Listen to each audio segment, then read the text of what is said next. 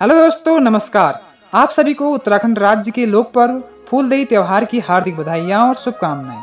दोस्तों, उत्तराखंड राज्य में फूलदेई त्योहार बसंत ऋतु के आगमन का प्रतीक है, साथ ही हिंदू नववर्ष के आगमन का भी प्रतीक है, साथ ही सामाजिक सौहार्द एवं आपसी मेल मिलाप का भी पर्व है। इस अवसर पर छोटे छोटे बच्चे अपने पड़ोसियों के घर जाकर के देहली पर विभिन्न प्रकार के फूलों को अर्पित करते हुए कुछ यूं गुनगुनाते हैं। फूल देई छम्मा देई दैनी द्वार भर बकार यह देही के बारंबार नमस्कार, और प्रत्येक घर की सुख समृद्धि के लिए कामना करते हैं। लेकिन धीरे धीरे यह परंपरा अब लुप्त होती चली जा रही है। दोस्तों, लोक पर्व फूलदेई त्योहार के पीछे एक छोटी सी लोक कथा प्रचलन में है। कहा जाता है कि बहुत समय पहले एक देव कन्या एक वन में निवास करती थी और प्रकृति के साथ मिलकर रहती थी। प्रकृति के जीव जंतुओं के साथ उसका अनूठा संबंध था। उस कन्या का नाम फ्यूली था।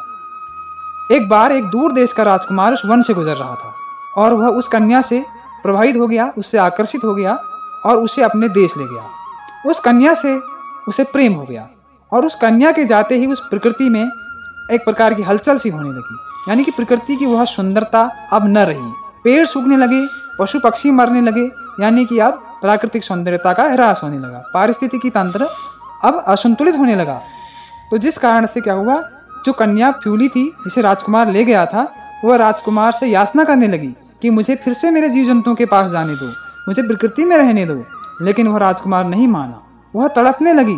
जब उसकी अंतिम क्षण आ गई, मृत्यु के अंतिम क्षण आ गए, तो उसने अंतिम क्षणों में उस राजकुमार से कहा कि हे राजकुमार, जब मेरी मृत्यु हो जाएगी तो तुम मुझे उन्हीं जीव जंतुओं के बीच में दफना देना, उसी प्रकृति में दफना देना।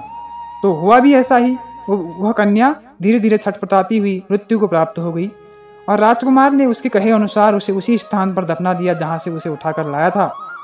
तो फलतः यह हुआ कि प्रकृति में जिस स्थान पर उस कन्या को दफनाया गया, वहां पर एक पीले रंग का फूल खिल गया, जिसे फ्यूली के नाम से जाना जाता है, जो आज भी खेतों के मेड़ों पर मिल जाता है और जिसका आकर्षण अत्यधिक लुभावना होता है। किसी के मन को भी सुंदरता से भर देगा। खेतों की मेड़ों पर मिल जाएगा या नदी किनारे मिल जाएगा, कहीं भी वो फूल मिल जाता है। तो कहा जाता है कि वह फ्यूली नाम का फूल उस कन्या के नाम पर खिला और आज भी वह फूलदेई त्योहार के उपलक्ष्य पर उस फूल को चढ़ाने का जो प्रक्रम है, वह निरंतर चलता आ रहा है।